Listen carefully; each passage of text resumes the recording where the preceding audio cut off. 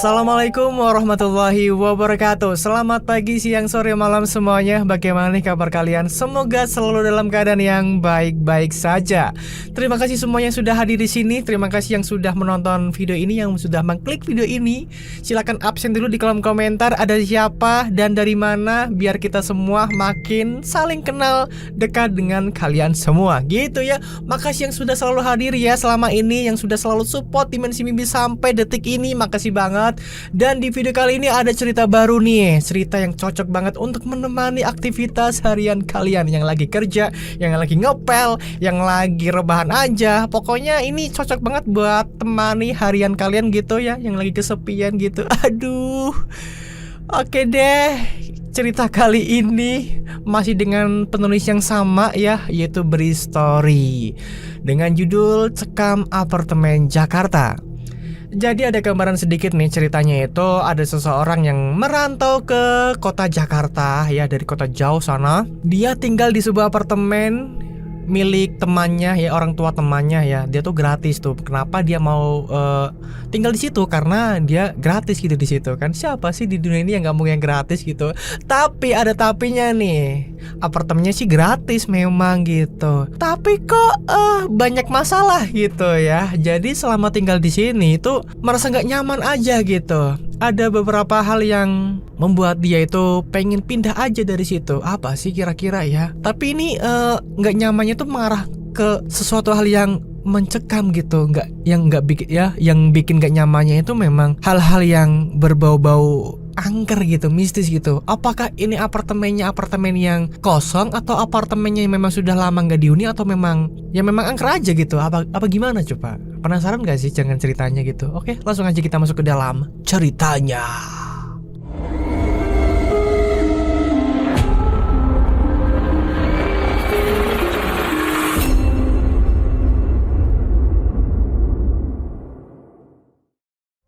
Jakarta.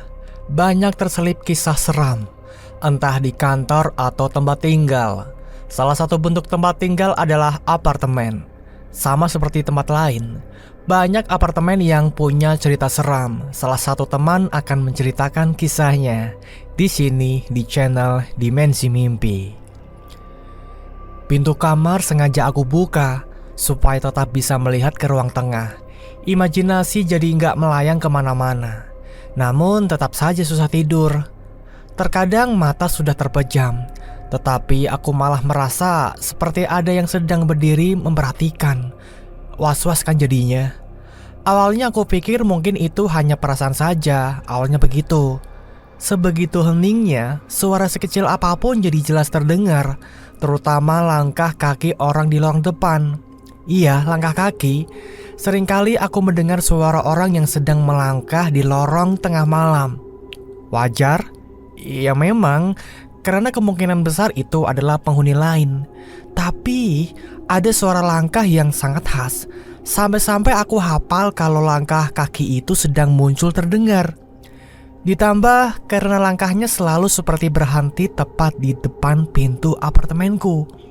Awalnya aku gak terlalu memikirkan, karena mungkin saja itu adalah penghuni apartemen yang letaknya tepat di depan. Jadi kedengaran selalu berhenti di depan pintuku, itu awalnya. Tapi kok lama-kelamaan aku jadi penasaran. Setelah beberapa kali mendengar suara itu lagi, dan selalu saja langkahnya berhenti di depan pintu, selalu seperti itu. Kita balik mundur ya, 1 bulan sebelumnya. Udah, lo tinggal bawa badan sama baju aja. Semua udah lengkap. Untuk sementara, sampai lo dapat tempat tinggal sendiri, ya gak apa-apa. Kayak sama siapa aja sih lo ah. Gea bilang begitu di antara percakapan telepon kami. Namaku Ratri, wanita asal Bali, usia 29 tahun.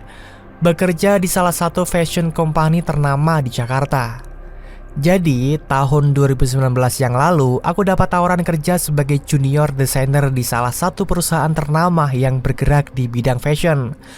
Aku, yang kata orang sangat berbakat dan juga punya passion tinggi di bidang fashion design, tentu saja sangat tertarik dengan penawaran itu. Gak sampai harus berpikir beberapa kali, aku langsung mengiyakan tawaran itu. Aku terima pekerjaan itu, memutuskan untuk merantau ke Jakarta, mengubah garis nasib dan jalan hidup. Tapi ya tentu saja bukan tanpa kendala. Aku yang berasal dari luar Jakarta ini harus mencari tempat tinggal. Sama sekali nggak ada keluarga dan saudara dekat yang tinggal di ibu kota. Makanya aku harus mencari tempat tinggal sendiri. Untungnya aku punya beberapa teman di Jakarta. Dari beberapa teman itu, aku memilih Gia untuk aku hubungi. Gia ini sudah jadi teman baik ketika kami sama-sama kuliah di Malang. Setelah lulus, kami lalu mudik ke daerah masing-masing. Aku ke Bali, sementara Gia kembali ke Jakarta. Gia sangat senang ketika aku memberitahu kalau diterima kerja di satu fashion design ternama. Wah, gila lo ya Tri, desainer keren itu. Congrats ya, seneng banget gue dengernya. Begitu Gia bilang dengan gaya khasnya. Nah, sampailah ke pokok bahasan niat awalku menghubungi Gia, yaitu tempat tinggal.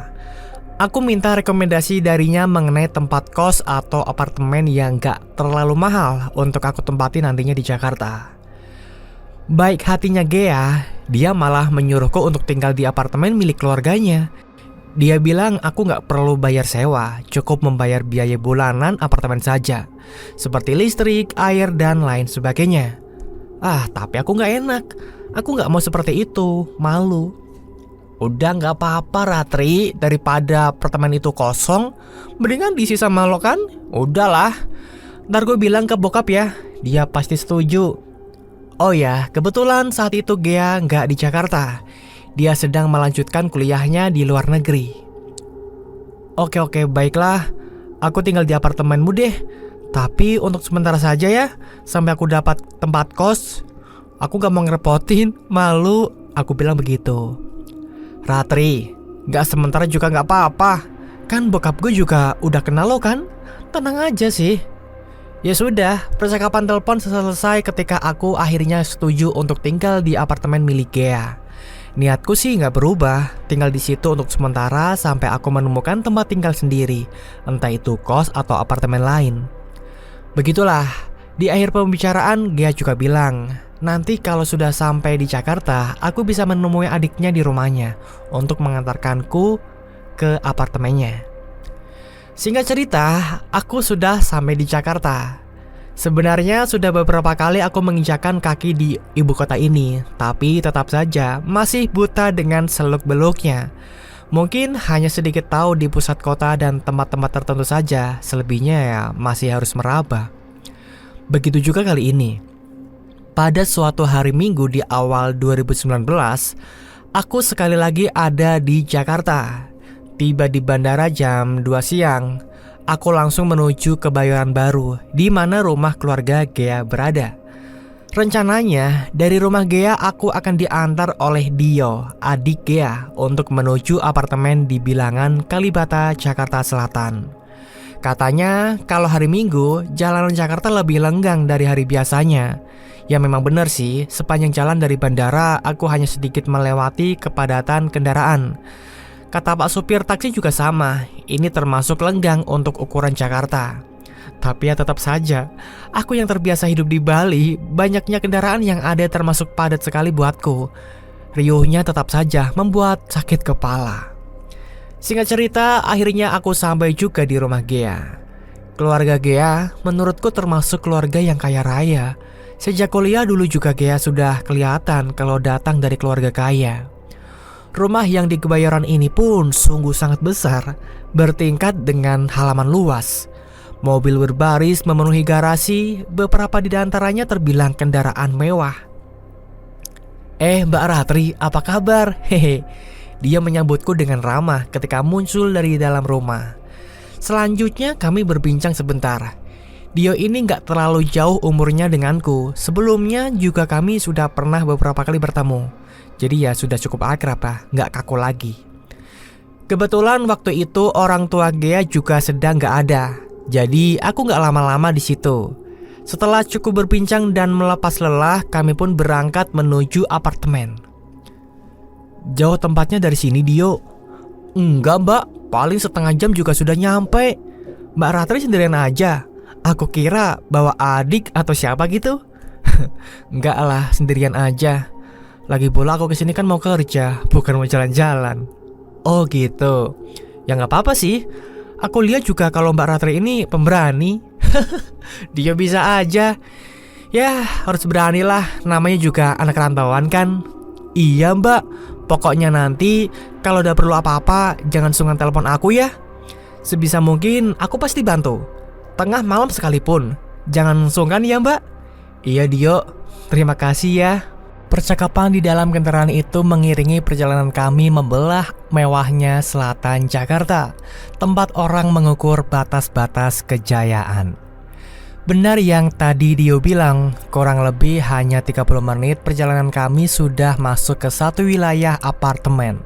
Termasuk wilayah yang luas. Di dalamnya ada belasan tower yang Dio bilang semuanya merupakan apartemen. Di kendaraan, Dio juga sempat cerita sedikit. Apartemen ini sebenarnya dibeli ayahnya dengan niat untuk membantu salah satu temannya yang sedang terlilit hutang. Dibeli sekitar tahun 2017, tapi sejak itu mereka belum pernah menempatinya. Hanya sesekali saja. Bisa dihitung dengan jari. Selebihnya dibiarkan kosong atau digunakan kalau ada keluarga dari luar kota yang datang berkunjung. Tapi Dio lagi-lagi menegaskan kalau apartemen ini lebih banyak kosong. Kemudian dia memarkirkan kendaraannya di dekat salah satu tower yang jaraknya nggak terlalu jauh dari pintu masuk. Sebelumnya aku sudah mencari info mengenai apartemen ini di internet. Ingin tahu bentuknya, lingkungannya, suasananya. Sebenarnya banyak info negatif mengenai kompleks apartemen ini, tapi nggak sedikit pula info positifnya. Begitu juga ketika aku sudah sampai di sini, yang aku lihat malah nggak sejelek apa yang aku baca di internet. Lingkungannya bersih dan bagus, menurutku cukup nyaman. Oh, kalau yang gitu-gitu mungkin di tower yang lain, Mbak. Aku kurang tahu, tapi kalau di tower ini sih aman kok. Asik tempatnya. Begitu jawab Dio ketika aku tanya tentang banyaknya berita jelek tentang kompleks apartemen ini. Aku jadi lega mendengarnya. Dan benar, setelah turun kendaraan kemudian berjalan kaki menuju apartemen, aku merasa sama sekali nggak ada yang nggak nyaman. Semuanya sewajarnya lingkungan apartemen. Orang-orang lalu lalang dengan kesibukan masing-masing, nggak peduli dengan yang lain. Tipikal kehidupan di Jakarta banget ya. Masih jam 4, minggu sore ini masih terang dengan sinar matahari yang masih menerangi. Di lantai 9 Mbak, ketika kami sudah di dalam lift, Dio bilang begitu. Kemudian gak lama pintu lift terbuka di lantai 9, lalu kami keluar dan berjalan ke arah kiri. Nah, dari lift ini jarak ke unitnya agak jauh, karena letaknya hampir di paling ujung. Dalam perjalanan kami gak melihat ada penghuni lain, sepi. Ini tempatnya Mbak. Sambil tersenyum, Dio bilang begitu. Tangannya kemudian membuka kunci pintu. Wah, besar juga ya Dio, ucapku ketika kami sudah di dalam. Lumayan lah Mbak. Apartemen ini punya 2 kamar tidur. Satu kamar yang ukurannya kecil, punya satu kamar mandi yang ukurannya cukup besar, dan punya ruang tengah yang besar juga.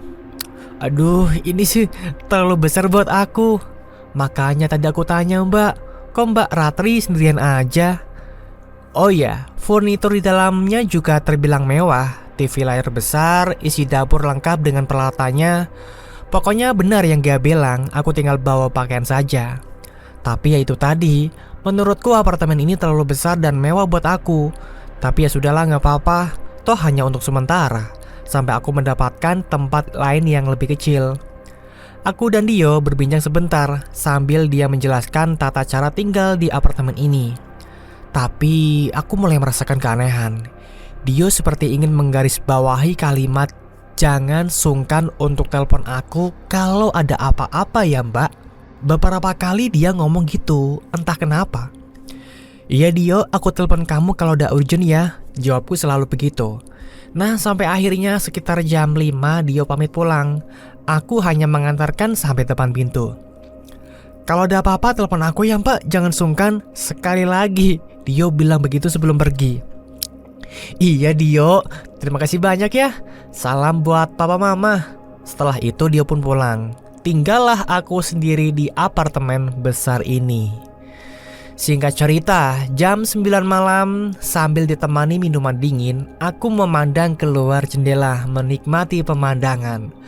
Walau letak apartemen gak terlalu tinggi, tapi masih cukup indah city light yang kelihatan. Sebelumnya gak memakan waktu lama buatku untuk unpack dan merapikan barang bawaan, karena yang aku bawa juga gak terlalu banyak.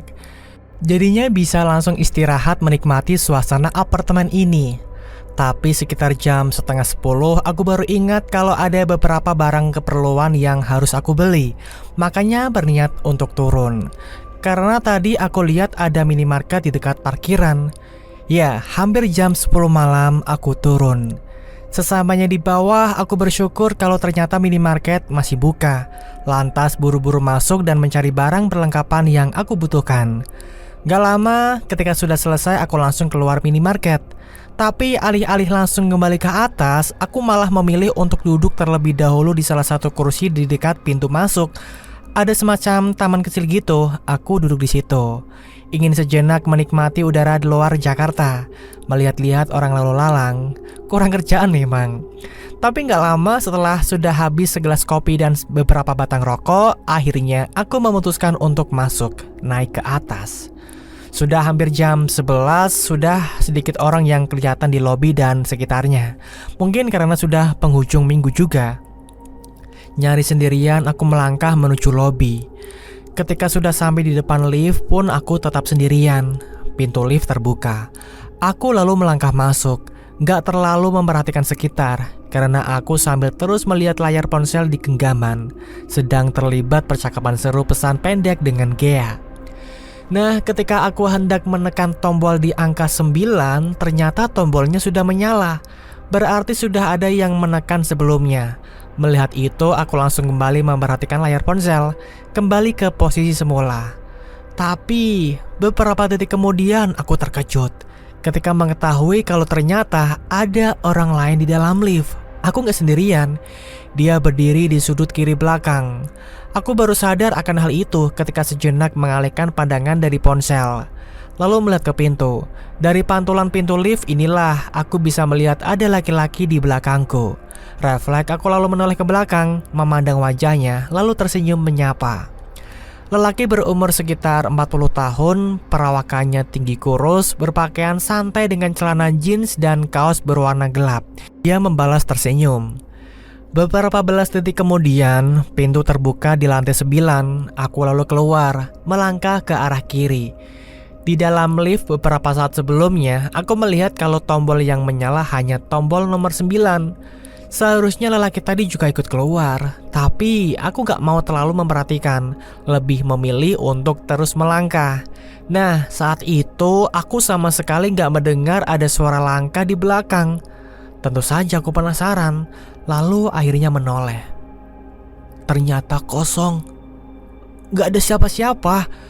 Lelaki tadi sepertinya masih di dalam lift, tapi aku gak bisa memastikan karena posisi berdiri sudah gak bisa lagi memandang langsung ke dalam lift. Ya sudah, aku kemudian melanjutkan melangkah. Tetapi lagi-lagi aku sama sekali gak mendengar ada suara orang melangkah di belakang. Hanya suara langkah kakiku saja yang kedengaran di lorong. Beberapa belas detik kemudian, aku sampai juga di depan pintu. Lagi-lagi aku terkejut. Ketika sedang berusaha membuka pintu, dari ujung mata aku melihat seperti ada orang yang sedang berjalan di ujung lorong.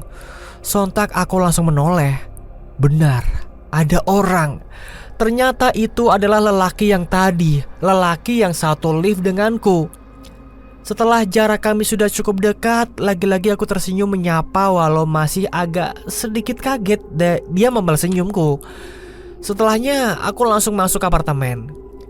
Di sisa malam itu aku tidur kurang nyenyak. Mungkin karena tempat baru bukan tempat yang biasa aku tinggal. Jadinya malah lebih banyak berkutat dengan ketidaknyamanan. Atau mungkin karena ada alasan lain.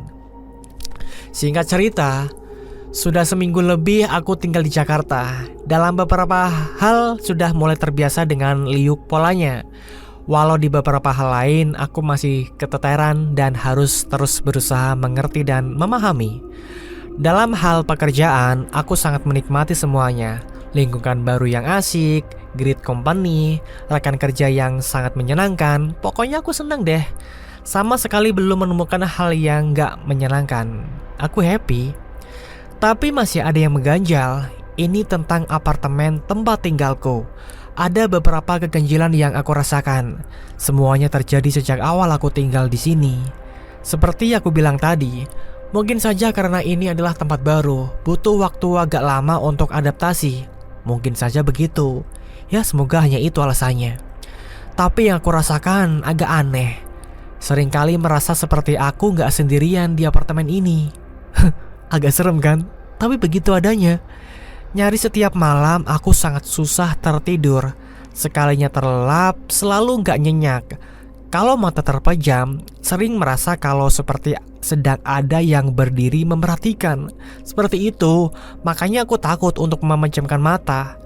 Lampu ruang tengah selalu aku biarkan menyala terang, siang ataupun malam.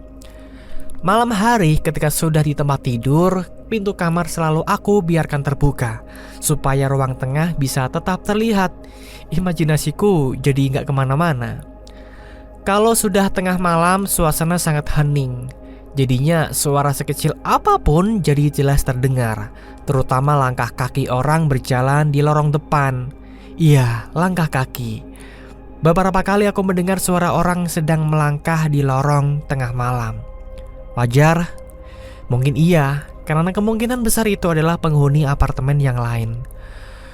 Tapi di sini ada suara langkah yang sangat khas. Sampai-sampai aku hafal kalau langkah kaki ini sedang muncul terdengar. Ditambah juga karena langkahnya selalu seperti berhenti tepat di depan pintu apartemenku. Tapi awalnya aku gak terlalu memikirkan, karena mungkin saja itu penghuni apartemen yang letaknya tepat persis di depanku. Jadi kedengeran selalu berhenti di depan pintu. Itu awalnya. Tapi lama-kelamaan aku jadi penasaran dong. Setelah beberapa kali aku mendengar suara itu lagi dan selalu saja langkahnya berhenti di depan pintu. Nah, pada suatu hari di Selasa malam, seharian ini aku dihajar dengan kegiatan yang sangat melelahkan. Hari yang cukup menantang, tapi syukurlah akhirnya bisa terlewati. Ditemani segelas minuman dingin sampai hampir jam 11 aku masih duduk menonton TV di ruang tengah. Melepas lelah, menenangkan pikiran. Lelahnya masih terasa karena baru tadi jam 9 aku sampai di apartemen. Seperti biasa, aku sendirian, sepi, ditemani kekosongan ruang. Hening suasana terasa sangat, walau suara TV memonopoli. Mungkin karena sudah terlalu lelah, beberapa kali aku ketiduran di atas sofa ruang tengah ini. Tapi kemudian terkesiap terjaga lagi. Sampai pada akhirnya, sekitar jam setengah 12 malam, tiba-tiba hening sepi gak lagi mendominasi. Ada suara yang akhirnya memecah bunyi. Ada langkah kaki. Terdengar ada suara orang yang sedang berjalan di lorong. Suara langkah kaki yang sudah beberapa kali aku dengar sebelumnya. Bunyinya khas, iramanya sudah aku hafal. Suara langkah kaki yang selalu terhenti tepat di depan pintu. Selalu seperti itu. Tapi kali ini beda. Entah apa yang menyulut, aku malah langsung bangun dari duduk lalu melangkah menuju pintu. Ingin tahu siapakah yang sedang melangkah itu. Penasaran banget kan? Dan benar, kali ini pun sama. Langkahnya berhenti tepat di depan pintu. Ya sudah, selang beberapa detik kemudian aku langsung membuka pintu. Kosong. Depan pintu gak ada siapa-siapa. Celingu aku melihat ke arah lorong. Sama sekali gak ada orang. Gak ada pintu apartemen lain yang terbuka juga. Siapa sih tadi yang jalan? Aku bergumam sendiri. Namun tiba-tiba aku merasakan ada hembusan angin menerpa wajah dan tubuh. Angin ini seperti berhembus dari lorong lalu masuk ke dalam apartemen. Saat itu tiba-tiba merinding. Tentu saja aku lalu langsung menutup pintu. Di dalam apartemen aku merasa ada yang aneh. Hawanya beda. Sudahlah. Aku langsung mematikan TV lalu masuk kamar. Namun tetap pintunya aku biarkan terbuka. Di dalam kamar, aku merebahkan diri di tempat tidur, memaksa diri melakukan hal yang sepertinya mustahil untuk dilakukan saat ini, yaitu tidur. Ya mana mungkin aku bisa tidur kan? Sejak beberapa menit yang lalu perasaanku sudah gak enak. Apartemen ini hawanya makin aneh. Beberapa kali aku memaksa mata untuk terpejam, tapi gak bisa karena selalu merasa seperti ada yang sedang memperhatikan kalau mata tertutup. Sampai akhirnya entah di percobaan keberapa aku hampir sukses terlelap. Tapi tetap merasakan ada keanehan. Namun kali ini sangat berbeda. Ada yang beda. Antara sadar dan gak sadar, dalam keadaan mata terpejam, aku merasa seperti ada yang sedang memperhatikan. Aku merasakan seperti itu. Sontak perasaan makin gak enak. Rasa takut dan cemas menyeruak cepat memenuhi pikiran. Mata masih terpejam, aku belum berani membukanya. Sampai ketika aku merasa kalau ada yang menghalangi cahaya lampu ruang tengah untuk masuk ke dalam kamar.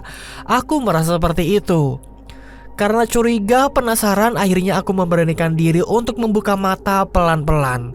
Karena gak ada pilihan lain. Ya, yang aku rasakan gak salah. Ternyata memang ada yang menghalangi cahaya lampu ruang tengah. Ada sosok yang sedang berdiri di depan pintu kamar. Dia berdiri tepat di pintu. Dia memperhatikanku yang tengah berbaring. Aku seperti mati. Tubuh gak bisa digerakkan. Lemah lunglai ketakutan. Siapa dia? Aku gak tahu. Karena wajahnya gelap tertutup cahaya dari belakang. Tapi beberapa belas detik kemudian aku pelan-pelan tersadar kalau sosok ini tampilan fisiknya mirip dengan lelaki yang pernah aku temui di dalam lift ketika baru datang tempo hari. Iya, aku yakin itu dia. Terus seperti itu, dia berdiri di pintu. Dia memperhatikan. Sementara aku tetap terkunci ketakutan. Hingga akhirnya sosok lelaki ini bergerak juga. Dia melangkah pelan menuju ruang tengah. Sungguh pemandangan yang mengerikan. Untaian kalimat doa aku baca dalam hati, menenangkan diri. Setelah sosok itu hilang dari pandangan, aku lalu perlahan mulai berdiri, meraih ponsel, berniat untuk lari keluar apartemen. Langkahku sangat pelan, sebisa mungkin gak menghasilkan suara ketika menuju pintu kamar. Sesampainya di pintu kamar, di titik ini aku bisa melihat isi ruang tengah dengan jelas. Beberapa detik aku terpaku ketika melihat ada pemandangan yang mengerikan. Sosok yang tadi itu ternyata sedang duduk di sofa. Duduk menghadap aku. Ruang tengah yang terang benderang membuatku bisa dengan jelas melihat semuanya. Lelaki ini sungguh sangat menyeramkan. Wajahnya pucat dengan lingkar gelap di sekitar mata. Yang paling menyeramkan, bajunya basah dengan cairan berwarna gelap. Setelah aku perhatikan lebih seksama, ternyata cairan itu adalah darah yang mengalir dari lehernya. Iya, di lehernya ada luka menganga mengeluarkan darah. Beberapa detik kemudian, lelaki itu tersenyum dengan ekspresi datar. Entah ada tenaga dari mana, tiba-tiba aku bisa lari menuju pintu, lalu pergi keluar. Di lobi bawah, aku lalu sejenak mengatur nafas, menenangkan diri. Sejenak itu aku ingat dengan omongan Dio. Kalau dia bersedia aku telepon kalau ada apa-apa kapanpun. Makanya aku langsung menelponnya. Gak lama, sekitar 1 jam kemudian Dio datang. Singkatnya, kemudian aku ceritakan semua kejadian seram yang baru saja aku alami. Setelah malam itu, aku gak pernah bermalam di apartemen itu lagi. Gak berani. Dan itulah teman-teman ceritanya. Cukup sampai di sini aja ya, karena memang cerita berakhir di sini. Oke, gimana nih menurut kalian, pendapat kalian atas cerita ini? Apakah cukup membuat kalian terhibur, cukup membuat kalian merinding atau sebagainya ya? Tulis di kolom komentar ya. Sekalian juga yang belum absen, silakan absen terlebih dahulu. Terima kasih semuanya yang sudah mendengarkan cerita ini dari awal sampai akhir. Semoga semua kalian suka, yang suka ceritanya, yang suka videonya. bolehlah sudikah kiranya untuk mengeklik tombol like-nya. Dan yang belum subscribe nih, silahkan diklik dulu tombol subscribe-nya. Dan jangan lupa juga untuk menyalakan loncengnya, agar kalian tidak ketinggalan video terbaru atau cerita terbaru dari channel Dimensi Mimpi. Seperti biasa, waktunya saya di sini undur pamit dulu. Terima kasih semuanya ya. Terima kasih yang sudah selalu support channel Dimensi Mimpi sejauh ini. Kalian semua luar biasa. Wassalamualaikum warahmatullahi wabarakatuh. Ingat ya, hidup hanyalah ilusi.